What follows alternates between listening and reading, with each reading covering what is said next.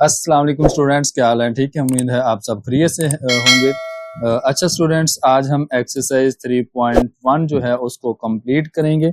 और बच्चों, आज वाली जो एक्सरसाइज है इसमें जो लास्ट वाले इसके जो क्वेश्चन होंगे, जो लास्ट वीडियो हमने बनाई थी उसमें हमने 3.1 एक्सरसाइज के फर्स्ट 5 क्वेश्चन को सॉल्व किया था। तो आज हम एक्सरसाइज 3.1 के लास्ट जितने भी क्वेश्चन सॉल्व होंगे वो हम इस वीडियो के अंदर करेंगे। ठीक है जी, तो चलें बच्चों, स्टार्ट करते हैं 3.1 एक्सरसाइज के लास्ट क्वेश्चंस।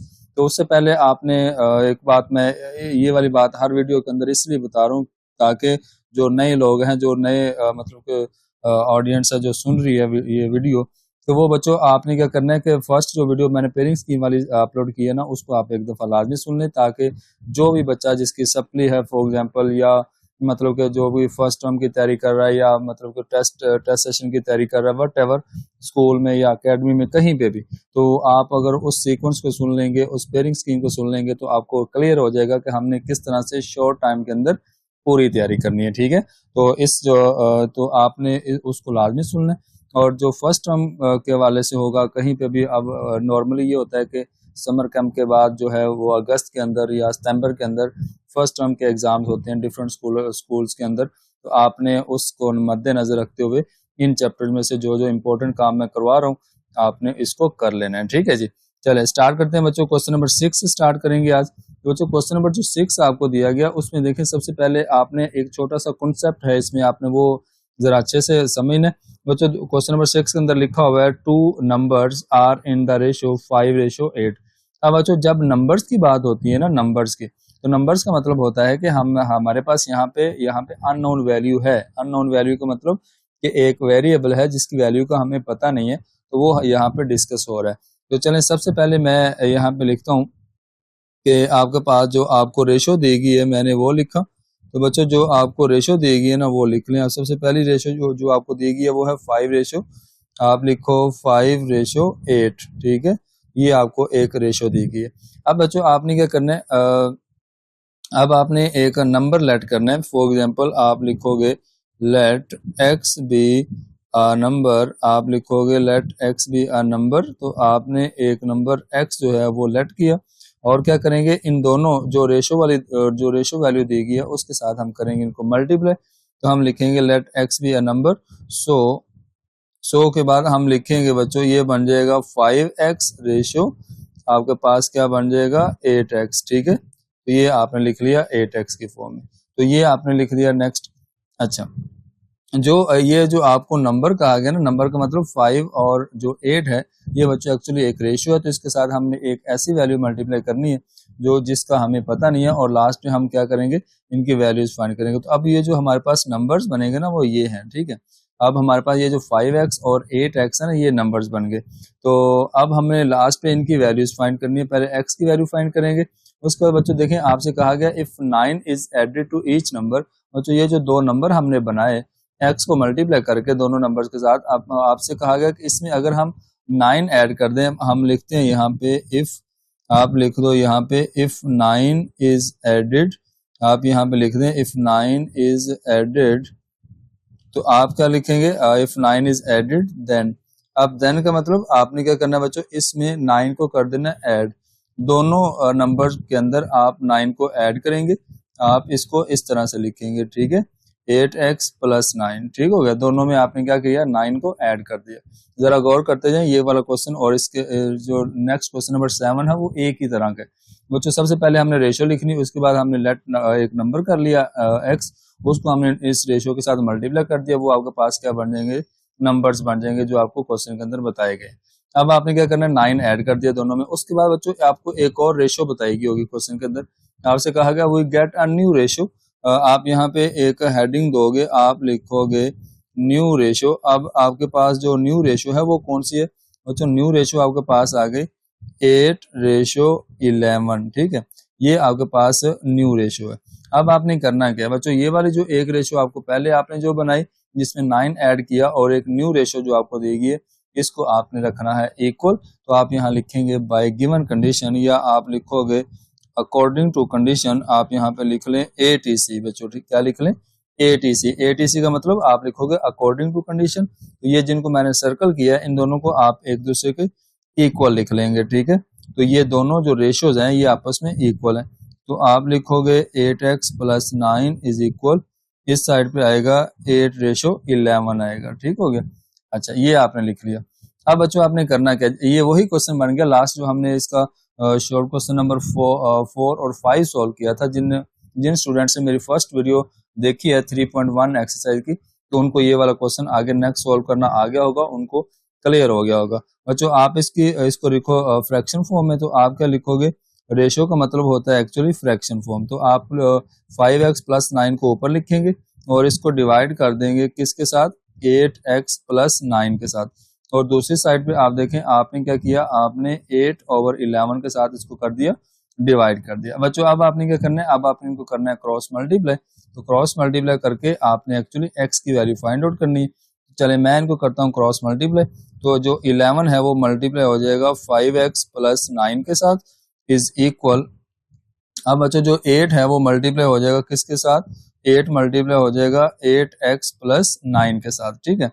अब बच्चों 11 को अंदर मल्टीप्लाई करें तो आपके पास 11 5 का क्या होगा, 55x प्लस 11 को 9 से मल्टीप्लाई करेंगे तो क्या हो जाएगा, 99 हो जाएगा।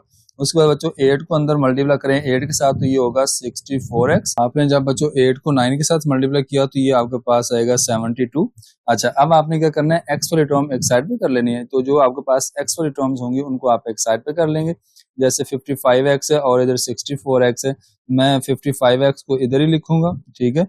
मैं लिखूंगा 55x माइनस ये आपके पास हो जाएगा 64x, ठीक है। इस साइड पे आकर क्या हो जाएगा, माइनस हो जाएगा। अब देखें नेक्स्ट आपने क्या करना है, आपने 99 और 72 को इकट्ठा करना है। बच्चों 72 इस साइड पे वैसे ही रहेगा और 99 इस साइड पे क्या हो जाएगा, आकर माइनस हो जाएगा, ठीक है। तो ये आपने इसको कर दिया माइनस। अच्छा, अब बच्चों क्या करें, आप 55 में से 64 को जब आप माइनस करेंगे तो आपको मिलेगा 9x माइनस 9x, ठीक है। तो आप लिखोगे माइनस 9x इज इक्वल। अब बच्चों 72 माइनस 99 जब आप इसको करोगे तो आपको मिलेगा -27 मिलेगा, ठीक है। अब देखें, अब बच्चों आपने x की वैल्यू फाइंड आउट करनी है। जब आप x की वैल्यू फाइंड आउट करेंगे तो इधर राइट साइड पे -27 वैसे ही लिखा हुआ है और ये 9 जो है वो मतलब -9 इधर आके हो जाएगा, डिवाइड हो जाएगा, ठीक है। जब आप इसको डिवाइड करेंगे, आप इसकी कटिंग करेंगे तो आप सबसे पहले माइनस से माइनस कट कर देंगे और 9 1 जा और 9 3 जा क्या होगा आपके पास, ये होगा 27। तो आपके पास x का आंसर क्या आ जाएगा, 3 आ जाएगी। x की वैल्यू जो है वो आपके पास क्या आ जाएगी, 3 आ जाएगी। ये आपने x की वैल्यू फाइंड आउट कर ली। अच्छा, अब हमें लास्ट पे क्या करना है बच्चों, लास्ट में आपको क्वेश्चन के अंदर ये कहा गया कि फाइंड द नंबर्स। अब नंबर्स कौन से हैं, ये वाले दो नंबर जो बच्चों फर्स्ट आपके पास एक रेशियो थी जिसके साथ हमने एक नंबर लेट किया x और x को हमने मल्टीप्लाई किया था उस रेशियो के साथ, तो वो आपके पास एक्चुअली नंबर्स हैं। आप यहाँ पे ही क्वेश्चन के अंदर मतलब साइड पे लिखेंगे, आप लिखेंगे लास्ट पे थस, आप लिखेंगे थस। अब थस का मतलब हम वो नंबर्स फाइंड करते हैं। आप लिखेंगे यहाँ पे फर्स्ट नंबर। अब आपके पास जो फर्स्ट नंबर है वो कौन से, फर्स्ट नंबर। अब आपके पास एक्चुअली दो नंबर है, आपने उन दोनों नंबर्स को लिखना है। तो आप दूसरा नंबर भी लिख लें, सेकंड नंबर। अब सेकंड नंबर कौन सा है वो भी मैं आपको बताता हूँ। अब फर्स्ट नंबर क्या है और सेकंड नंबर क्या है वो आप देख लें। बच्चों फर्स्ट नंबर आपके पास यहाँ पे क्या है, 5x। आप यहाँ लिखोगे 5x और सेकंड नंबर आपके पास क्या है, वो आपके पास बनेगा 8x बनेगा, ठीक है। तो आपने क्या करना है बच्चों, x की वैल्यू आपने 3 फाइंड आउट कर ली। आप x की जगह पे इसकी वैल्यू पुट कर दोगे तो आपके पास आ जाएगा। चले मैं इस सेकंड नंबर को यहाँ पे लिखता हूँ, थोड़ा नीचे करके लिख देता हूँ। ये लें जी, ये मेरे पास है सेकंड नंबर, ठीक है। ये मेरे पास आ जाएगा क्या, सेकंड नंबर आ जाएगा और यहाँ पे सेकंड नंबर मेरे पास क्या है, 8x है। तो अब देखें बच्चों मैंने क्या करना है, x की जगह पे उसकी वैल्यू पुट करनी है। 5 ऐसे रहेगा, x की वैल्यू हमने क्या फाइंड की, हमने 3 फाइंड की, ठीक है। तो 5 3 का क्या आ जाएगा, 15। तो एक नंबर हमारा क्या आएगा, 15। अब दूसरा नंबर हम इसी तरह से फाइंड कर लेंगे, x की जगह पे 3 पुट करेंगे और ये आपके पास बन जाएगा 24। तो ये दूसरा नंबर हमारे पास क्या आ जाएगा, 24 आ जाएगा। एक 15 और एक 24। तो ये हमारे पास ये इसका क्या आ जाएगा, फाइनल आंसर आ जाएगा, ठीक है। तो आप एंड पे लिख सकते हो रिक्वायर्ड नंबर्स आर 15 एंड 24। तो आप यहाँ पे एंड पे लिख सकते हो रिक्वायर्ड नंबर्स जब आप इसको लिखोगे आप लिखेंगे रिक्वायर्ड नंबर्स आर 15 एंड 24। ठीक है, ये आपके पास बच्चों इसका आ जाएगा, फाइनल आंसर आ जाएगा। ठीक है, तो बच्चों नेक्स्ट जो 7 वाला क्वेश्चन है, सेम मेथड है, एक ही तरह का क्वेश्चन है। आपने इसको सेम वैसे ही इंजॉय करना है जैसे आप अभी भी क्वेश्चन नंबर 6 इंजॉय करके आए हो। बच्चों इसमें आपको पहले बताया गया कि 10 आपने ऐड करना है। ठीक है, जैसे लास्ट क्वेश्चन के अंदर हमने 9 को ऐड किया था, और आपको फर्स्ट रेशो जो दी गई है वो है 4:13। तो हम सेम वैसे ही सॉल्व करेंगे क्वेश्चन को और सेम वैसे ही लिखेंगे। हम लिखेंगे जो फर्स्ट रेशो है वो आपको दी गई है 4:13। और बच्चों आपने सबसे पहले क्या करना है, सबसे पहले आपने लेट कर लिया, let x be a number. अब आपने x को सबसे पहले क्या नाम दे दिया, एक नंबर है। ठीक है, और फिर क्या होगा, आप लिखोगे 100। अब 100 का मतलब आपने इसको एडजस्ट करना है किसके अंदर, आपने ये जो रेशो दी गई है ना, इनके साथ आपने इन दोनों वैल्यूज के साथ आपने x को मल्टीप्लाई कर देना है। ठीक है, जो आपने एक नंबर लेट किया है ना x की फॉर्म में, आप यहाँ पे x लेट कर लें, y लेट कर लें, जो आपका दिल करता है वो आप लेट कर सकते हो। तो अब आपके पास ये वाले दो नंबर बन गए। ठीक है, जो आपको कहा गया है ना कि नंबर ऑफ दिस, तो मतलब कि ये आपके पास नंबर्स बन गए। अब आपने नेक्स्ट क्या करना है बच्चों, आपके पास नेक्स्ट जो है वो लिखेंगे, आप लिखेंगे इफ 10 इज एडेड। आप लिखोगे इफ 10 इज एडेड। अब आपको कहा गया क्वेश्चन के अंदर कि 10 ऐड करना है, तो देन आप जब 10 को ऐड करेंगे तो इस वैल्यू के अंदर बच्चों आप लिखोगे 4x + 10 रेशो, और लिखोगे 13x + 10 लिखेंगे। ठीक है, ये आपके पास आ जाएगा। अब बच्चों आपको क्वेश्चन के अंदर एक न्यू रेशो दी गई होगी, वो आपके पास है 1:2। तो आप लिखोगे न्यू रेशो, आप यहाँ पे लिख लेंगे न्यू रेशो। वो न्यू रेशो आपको क्या दी गई है बच्चों, 1:2 दी गई है। ठीक है, अब आपने क्या करना है, ये वाली जो रेशो आपके पास जिसके साथ x लिखा हुआ है और 10 ऐड किया, और दूसरी ये वाली रेशो, इन दोनों को हमने इक्वल लिखना है।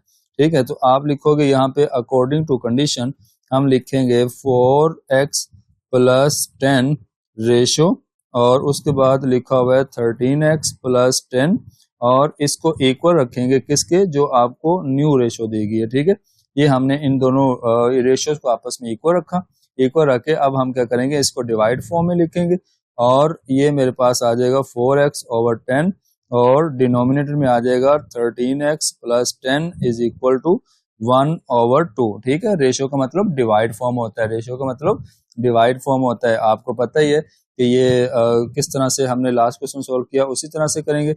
और जो आप इनको करेंगे क्रॉस मल्टीप्लाई, तो जो 2 आपके पास होगा वो आकर मल्टीप्लाई हो जाएगा 4x + 10 के साथ, और जो 1 है वो मल्टीप्लाई हो जाएगा 13x + 10 के साथ। ठीक है, तो आपने क्या किया, क्रॉस मल्टीप्लाई करना है, तो क्रॉस मल्टीप्लाई में इस तरह से लिख देंगे। तो बच्चे आप इधर से 2 को आप अंदर मल्टीप्लाई करेंगे तो क्या बनेगा, ये बनेगा 8x, 4 2 8, और 2 को आप 10 से मल्टीप्लाई करेंगे तो क्या बनेगा 20। ठीक है, अब बच्चों यहाँ से 1 को अंदर मल्टीप्लाई करेंगे तो 13x वैसे ही रहेगा, और इधर 10 वैसे रहेगा।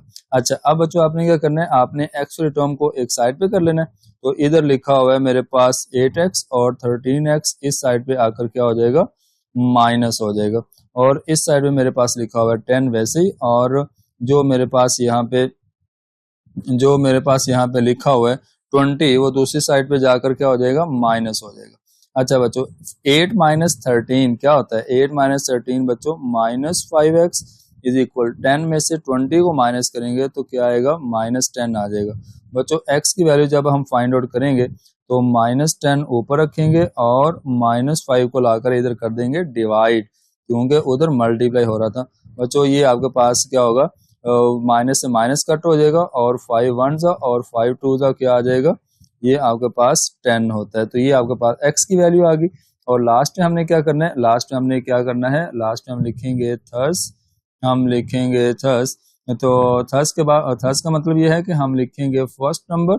बच्चों फर्स्ट नंबर कौन सा है, फर्स्ट नंबर हम लिखेंगे यहाँ से, फर्स्ट नंबर आपके पास ये 4x है, हम लिखेंगे 4x, और यहाँ पे हम x की वैल्यू पुट करेंगे जो हमने फाइंड की है, तो वो 2 फाइंड की है, तो ये आपके पास क्या आ जाएगा, 8 आ जाएगा। और यहाँ लिखेंगे सेकंड नंबर, क्योंकि हमने दोनों नंबर फाइंड करने हैं, तो सेकंड नंबर का मतलब आपके पास 13x है। तो बच्चों x की जगह पे हम दोबारा से 2 पुट करेंगे तो ये आपके पास क्या आ जाएगा 26 आ जाएगा। और लास्ट में हम लिखेंगे रिक्वायर्ड नंबर, आप लिखोगे रिक्वायर्ड नंबर्स आप लिख देंगे रिक्वायर्ड नंबर्स, ठीक है। और कौन से रिक्वायर्ड नंबर्स हैं बच्चों, ये जो दो वैल्यूज आई हैं रिक्वायर्ड नंबर्स आर एक बच्चों आपके पास क्या आया 8 आया एंड दूसरा नंबर आपके पास क्या आया 26, ठीक हो गया। ये आपके पास इसका फाइनल आंसर आ जाएगा। बच्चों नेक्स्ट क्वेश्चन है, बहुत ही आसान और सिंपल सा क्वेश्चन है। वैसे तो मजे की बात आपको बताऊं, कुछ मौसम भी ऐसा है और ऊपर से मैंगोज वाला क्वेश्चन है। तो ये मौसम है मैंगोज का, गर्मी का मौसम है और आम आजकल आम है, आम तो आम ही है, तो हम क्या करेंगे बहुत आम कर देंगे इनको, ठीक है। तो मतलब मजा आएगा मैंगो खाने में। चलें ये स्टार्ट करते हैं। तो बच्चों देखें कहा हुआ है आपको find the cost of 8 kg mangoes, ठीक है जी। आपने क्या करना है तो 8 kg मैंगोज की कॉस्ट फाइंड करनी है, ठीक है। और 5 kg जो मैंगोज हैं वो 250 रुपए के, मतलब कि 5 किलो आम जो है वो 250 के हैं और आपने 8 किलो आम फाइंड करने हैं। 8 किलो आम की जो कॉस्ट है वो करनी है फाइंड। तो बहुत ही सिंपल सा क्वेश्चन है कि आपके पास अगर 250 के 5 किलो आम है, मतलब 1 किलो जो आम है वो 50 रुपए के हुए, और अगर 8 किलो आम लेने हैं तो उसमें आप 150 रुपए और ऐड कर दो, तो वो आपके पास क्या आ जाएगा टोटल 400 आ जाएगा। तो सिंपल सा काम है। तो सबसे पहले हम इस क्वेश्चन को जब करेंगे सॉल्व तो मैं यहाँ पे लिखूंगा, सबसे पहले मैं लेट कर लूंगा, let x be the cost of, आप यहाँ पे लिखोगे let x be the cost of mangoes. सबसे पहले हमने कॉस्ट फाइंड करनी है, मतलब कॉस्ट ऑफ मैंगोज लिख लिया। चले मैंने इसको लिख लिया कॉस्ट ऑफ मैंगोज, ये लें जी मैंगोज, ये हमने कॉस्ट x रखा। अच्छा अब हम लिखेंगे वी नो डैट। अब बच्चों इसका मतलब क्या है, इसका मतलब ये है कि हम इसको एक अरेंज करके लिखेंगे किसमें, फार्मूले के अंदर, जिसका मतलब होगा ये हमारे पास प्रोपोर्शनल का क्वेश्चन है एक्चुअली, और प्रोपोर्शनल अभी हमने पढ़ा नहीं है। तो चले मैं लिखता हूँ, सबसे पहले आपके पास बच्चों जो वैल्यू दी गई है ना वो आपके पास है 5 kg रेशो। अब आपके पास जो 5 kg है, हम मैंगोज की जो तादाद है, मैंगो जो मतलब केजी फॉर्म है उसको हम एक साइड पे लिखेंगे 5 kg और 8 kg, और यहाँ पे हम लिखेंगे प्रोपोर्शनल। बच्चों प्रोपोर्शनल का कॉन्सेप्ट मैं आपको अभी भी बताता हूँ, लेकिन ये क्वेश्चन आप इसी तरह से एक दफा सॉल्व कर ले। तो जो 4 डॉट्स होते हैं वो प्रोपोर्शनल के लिए शो होते हैं। और बच्चों आपने क्या करना है, अब आपको जो वैल्यू दी गई है वो 250 दी गई है, और लास्ट पे हम रखेंगे x जो कि कॉस्ट ऑफ मैंगोज होगी, ठीक है। x की वैल्यू हमने फाइंड करनी होगी। अब बच्चों यहाँ पे हम एक कॉन्सेप्ट यूज करेंगे। कॉन्सेप्ट कौन सा यूज करेंगे, जब प्रोपोर्शनल वाला क्वेश्चन होता है ना तो आप क्या करते हो, आप उसको या तो आप चले मैं वो प्रोपोर्शनल वाला कॉन्सेप्ट यहाँ पे यूज नहीं करवा रहा। आप क्या करें, आपके पास ये पहली जो दो वैल्यूज है इसकी आप डिवाइड फॉर्म बना लें, ठीक है। ये आपके पास आ जाएगा 5/8, ठीक है। केजी के साथ केजी कट हो जाएगा। आपको मैंने फर्स्ट वीडियो के अंदर बताया था कि रेशियो का कोई यूनिट नहीं होता, केजी से केजी कट हो जाएगा। और दूसरी साइड पे आपके पास आएगा 250/x। अच्छा अब बच्चों आपने क्रॉस मल्टीप्लाई करना है, तो x इधर जाकर 5 के साथ क्या हो जाएगा मल्टीप्लाई हो जाएगा, ठीक है। और 8 जो है वो इस साइड पे जाकर 250 के साथ हो जाएगा मल्टीप्लाई हो जाएगा। अच्छा बच्चों हमने x की वैल्यू फाइंड आउट करनी है, तो मैं क्या करता हूँ इस 5 को इस साइड पे लाकर करता हूँ डिवाइड, तो मैं लिखूंगा 8 × 250/5। अच्छा अब बच्चों क्या करना है, अब आपने 8 को 250 से मल्टीप्लाई करना है और 5 के साथ आपने करना है इसको डिवाइड, तो आपको वैल्यू मिलेगी 400 रुपीज। कितनी वैल्यू मिलेगी बच्चों 400। चले मैं यहाँ पे पहले लिख देता हूँ रुपीज, और रुपीज इज 400। ये आपके पास बच्चों इसका फाइनल आंसर आ जाएगा। तो नेक्स्ट बच्चों 9 वाला क्वेश्चन है, मोस्ट इंपोर्टेंट है, आप इसको लिख सकते हो मोस्ट इंपोर्टेंट शॉर्ट क्वेश्चन। बच्चों ये क्वेश्चन इंपोर्टेंट है, ठीक है, ये बात याद रखना। इसके रेलेवेंट एक एग्जाम्पल भी है। मेरा बहुत ज्यादा दिल था कि मैं आपको वो एग्जाम्पल भी सॉल्व करवाऊं, लेकिन मुझे आप लोगों पे, आप मेरे अपने स्टूडेंट्स पे मुझे भरोसा है, बहुत ज्यादा यकीन है कि आप अगर ये क्वेश्चन समझ लेंगे बच्चों, आप जो एग्जाम्पल है वो भी सॉल्व कर लेंगे, ठीक है। बहुत मजेदार जायकेदार एग्जाम्पल है, इसको आप पहले समझे, फिर आप उसको आप इंजॉय कीजिएगा। चलें बच्चों स्टार्ट करते हैं। देखिए आपको एक रेशो दी गई है। सबसे पहले आपसे कहा गया if a ratio b is equal to 7:6, आप लिखेंगे एज का मतलब आपको जो चीज गिवन है उसको आप इस तरह से लिख सकते हैं, और ये वाली वैल्यू आपको इस तरह से दी गई है, ठीक है। अच्छा जी, अब बच्चों आपने क्या करना है, अब आपने यहाँ पे ए और बी की वैल्यू फाइंड आउट कर लेनी है। आपने इसको लिख लिया रेशियो फॉर्म में। अच्छा ऊपर मैंने एक चीज बतानी थी आपको, सॉरी भूल गया था। तो ये जो प्रोपोर्शनल होता है ना, ये जो 4 डॉट्स होते हैं इसका मतलब इक्वल होता है। याद रखना क्या मतलब होता है, इसका मतलब इक्वल होता है। तो मैंने ये यहाँ पे दरमियान में जो इक्वल लगाया ना, ये वाला, ठीक है, वो प्रोपोर्शनल की जगह पे लगाया। तो चलें ये देखो आपने क्या लिखा, ए ओवर बी इज इक्वल 7/6, ठीक है। अब बच्चों आपने एक बात गौर से देखनी है कि जो ए के सामने वैल्यू है ना वो 7 है, और बी के सामने वैल्यू वो 6 है। आप यहाँ लिखोगे this implies that a is equal 7 and b is equal 6 आ जाएगा, ठीक है। ये हमने सबसे पहले क्या किया, ए और बी की वैल्यू फाइंड आउट कर ली, ठीक है। चलें आपने ए और बी की वैल्यू सेपरेट की। अभी हमने देखा नहीं है कि हमने वैल्यू कौन सी फाइंड करनी है, वो बाद का काम है, ठीक है। सबसे पहले हमें जो फर्स्ट रेशो दी गई है उसी को सॉल्व आउट किया। अब बच्चों मैंने लिखा यहाँ पे, हम लिखेंगे 3a, आप लिख लो नाउ, आप यहाँ पे लिख सकते हो नाउ। अब बच्चों नाउ का मतलब हम लिखेंगे 3a प्लस 5b। उसके बाद बच्चों नेक्स्ट लिखा हुआ है, नेक्स्ट आपके पास रेशो है, और रेशो में लिखा हुआ है 7b माइनस 5a। अच्छा अब बच्चों आपने करना क्या, अब आपने एक्चुअली ए और बी की जगह पे इनकी जो वैल्यूज हमने ऊपर सेपरेट की वो पुट करना है, उनकी जगह पे रिप्लेस करना है और उसको सिंप्लीफाई कर देना है, सिंपल हो जाएगा। तो ये बच्चों आप 3 वैसे लिखोगे, ए की वैल्यू हम 7 पुट करेंगे, ठीक है, और प्लस उसके बाद बच्चों देखें क्या लिखा हुआ है, 5 लिखेंगे एज इट इज, और बी की जगह पे क्या लिखेंगे, 6 लिखेंगे, और रेशो आप इसी तरह लिखते आएंगे, और दूसरी साइड पे 7 वैसे ही रहेगा, और बी की जगह पे क्या आएगा, दोबारा से हम 6 पुट कर देंगे, और दरमियान में माइनस है। उसके बाद बच्चों -5 वैसे ही रखा, और ए की जगह पे हमने क्या पुट कर दिया, 7 पुट कर दिया। अब हमने उनकी वैल्यूज पुट कर दी। अच्छा इनको सोल्व कर ले। 7 3 का क्या होता है बच्चों, ये होता है 21, प्लस 6 5 का क्या होता है, ये 30 होगा, और दरमियान में रेशो है। उसके बाद बच्चों 7 6 का क्या होता है, 42 होता है, और 7 5 का क्या होता है, ये आपके पास होता है 35 होता है। बच्चों इन दोनों को ऐड करें, क्या बनता है, ये आपके पास बनेगा 51। उसके बाद इन दोनों को माइनस करें आपस में, 42 माइनस 35, तो ये बच्चों होगा आपके पास क्या हो जाएगा, 7 हो जाएगा। तो आपने क्या करना है, इसको फाइनलाइज कर देना है, ये आपके पास इसका फाइनल आंसर हो जाएगा। और आपने एंड पे लिखना है जो आपको क्वेश्चन दिया गया ना, वो आप दोबारा लिख दोगे 3a प्लस 5b, और दूसरी साइड पे आपको कहा गया 7b minus 5a is equal 51/7। तो ये बच्चों आपके पास इसका क्या आ जाएगा, फाइनल आंसर आ जाएगा, ठीक है।